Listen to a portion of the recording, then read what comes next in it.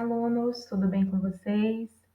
Na aula dessa semana, nós vamos estudar um pouquinho mais sobre os verbos, tá? Na aula passada, eu falei sobre os verbos no modo imperativo, mas nessa semana nós vamos estudar um pouquinho mais sobre verbos. Então, o que seria um verbo? Verbo é a palavra que indica uma ação, um estado, um fenômeno da natureza e que pode ser conjugada. O verbo, ele varia ele muda, né, de forma em número, pessoa, modo e tempo. Mas aí você vai falar, professora, mas o que indica essa ação? O que seria essa ação? Ação é um movimento, não é? Então, por exemplo, quando eu falo assim, pular, correr, brincar, jogar, eu estou praticando uma ação e essa palavrinha é um verbo. E estado? Estado seria o estado que a pessoa está. Se ela está triste, está contente, é a maneira como é o estado, como a pessoa está. Então, é um verbo também.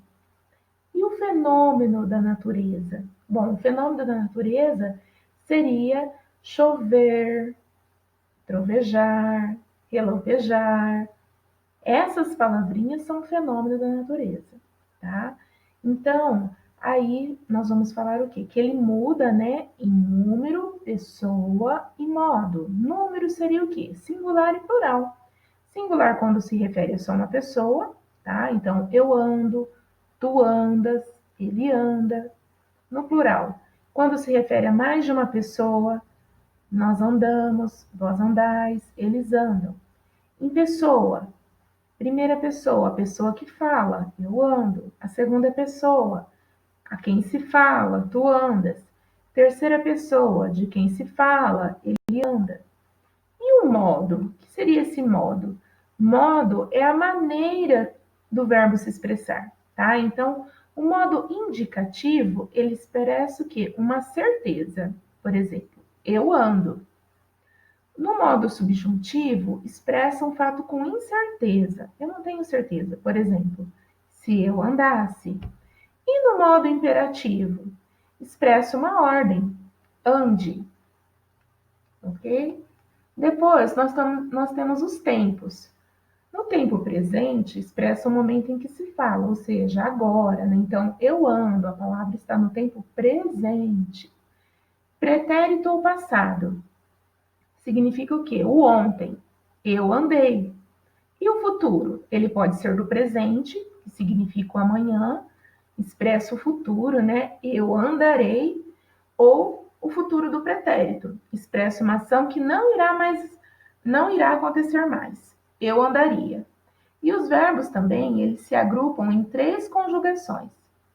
A primeira conjugação, os verbos terminados em ar, cantar, falar.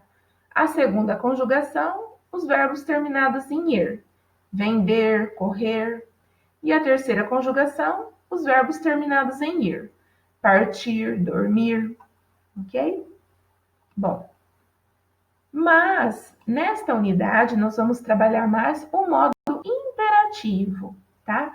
Então, o que seria o modo imperativo? Lembrando aqui, ó, ele expressa uma ordem, tá? Então, ele é utilizado para expressar uma ordem, sim, mas também pode ser um conselho, pode ser um convite ou uma solicitação. E no caso do modo imperativo, eu tenho duas formas. Eu tenho o imperativo afirmativo e eu tenho o imperativo negativo. Então, olha só, essa tabelinha aqui. Ele pode exprimir, certo? O quê? Ele pode ter o sentido, quer dizer, do quê? De uma ordem, de um comando. No imperativo afirmativo, seria faz como eu falei. E no negativo? Não abras a porta. Ó, lembrando sempre que na forma negativa, eu sempre vou ter a palavrinha não, tá vendo? Olha só. E aqui, uma exortação ou um conselho. Peça, não te atrases. Convite ou uma solicitação. Vem, revela a tua astúcia. Não venhas hoje. Uma súplica. Deixa-me ir. Não me deixe sozinho. Então, aqui eu tenho alguns exemplos, tá?